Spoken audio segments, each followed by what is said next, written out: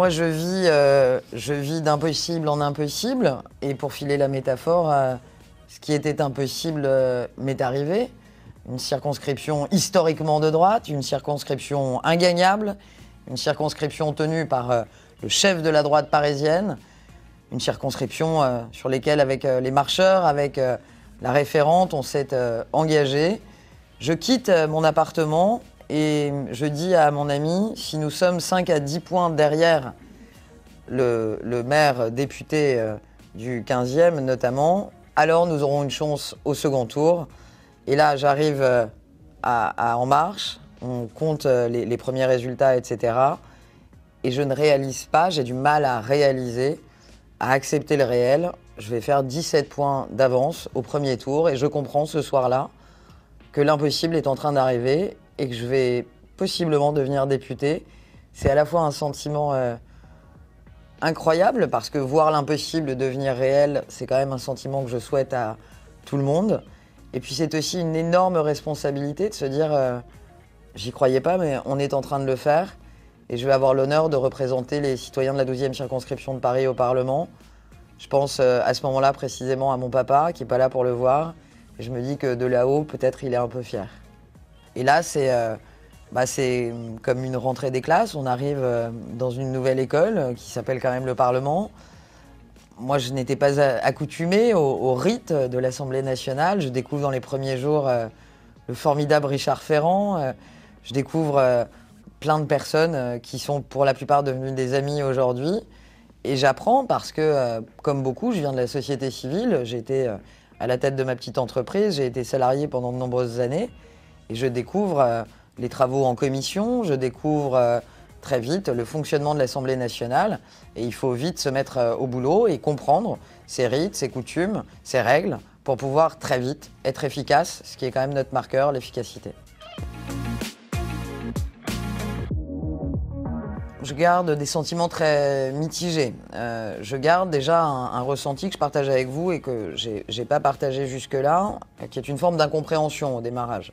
Parce qu'en fait, quand je regarde les Gilets jaunes, quand je les écoute, quand j'entends qu'en fait, ils se battent pour plus de pouvoir d'achat, plus d'émancipation par rapport à leur boulot, par rapport à leurs conditions de vie, plus de liberté.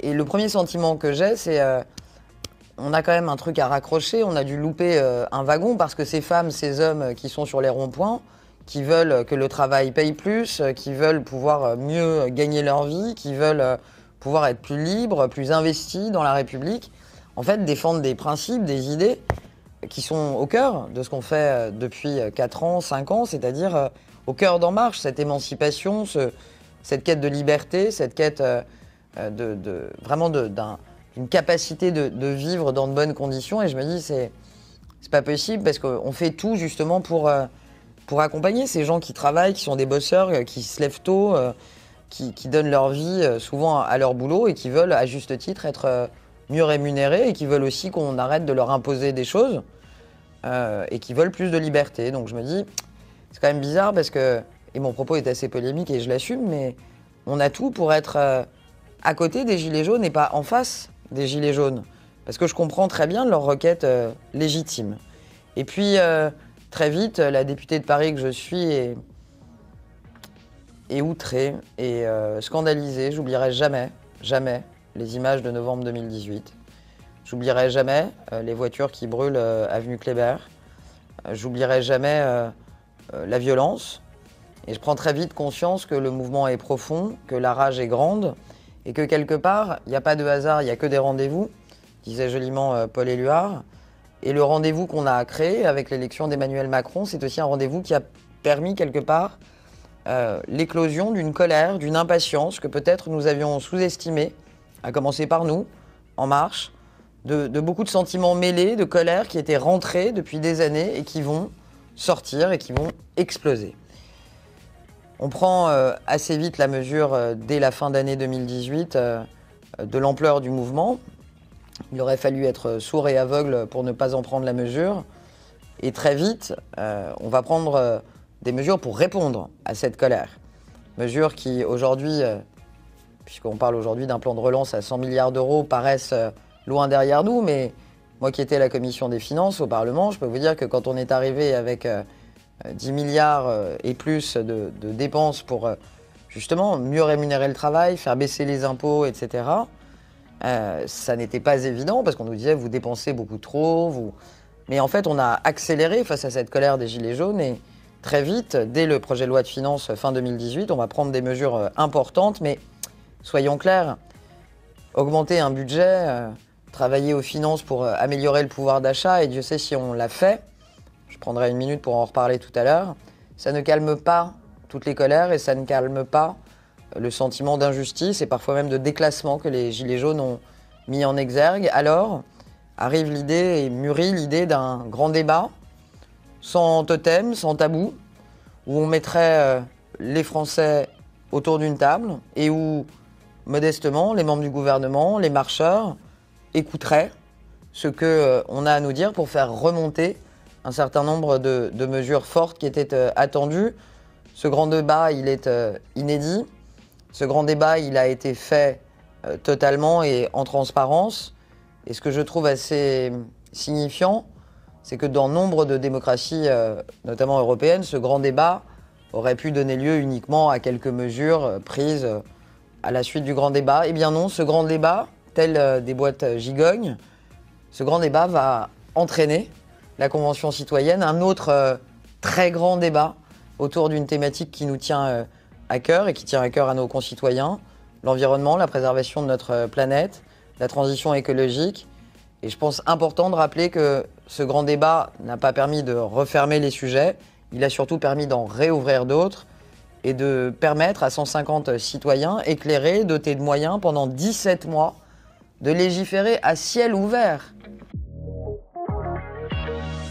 Nous avons un président de la République, parmi ses grandes qualités, dont quelque part on ne parle pas en France parce qu'il faut être de l'extérieur de la France pour s'en rendre compte.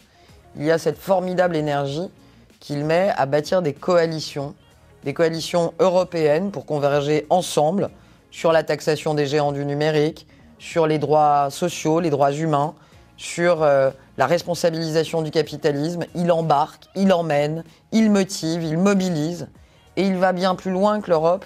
C'est un président de la République qui a aussi une ambition pour l'Europe dans le monde. Il s'est passé des choses importantes aux États-Unis ces derniers mois. L'administration de Joe Biden, vous l'avez vu, a en première déclaration annoncé son retour au sein des accords de Paris. Aujourd'hui, l'enjeu de l'Europe, c'est aussi de travailler en bonne intelligence avec les Américains, avec nos amis anglais qui ont quitté l'Europe en fin d'année dernière, et de bien articuler tout ce que nous faisons en Europe aussi avec nos amis transatlantiques. Et je peux vous dire que, puisque j'ai l'honneur d'y travailler pour le président, au-delà de l'Europe, sa mobilisation et la coalition qu'il a bâtie lors du One Planet Summit de 2017, qui était un des premiers grands moments de la présidence au plan international, cette coalition se renforce. Elle a été multipliée en termes de mobilisation financière par 10.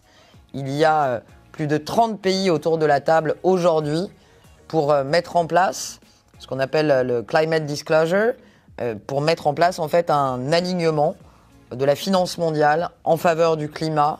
Ça, c'est Emmanuel Macron qui l'a impulsé. Ça, c'est Emmanuel Macron qui garantit la cohérence en Europe, avec les États-Unis aussi, avec les Anglais, pour faire avancer ces sujets. On aime tant la critique dans notre pays. Soyons parfois fiers aussi qu'on ait un président qui porte aussi haut, aussi fort et surtout aussi franchement l'étendard européen dans une période troublée.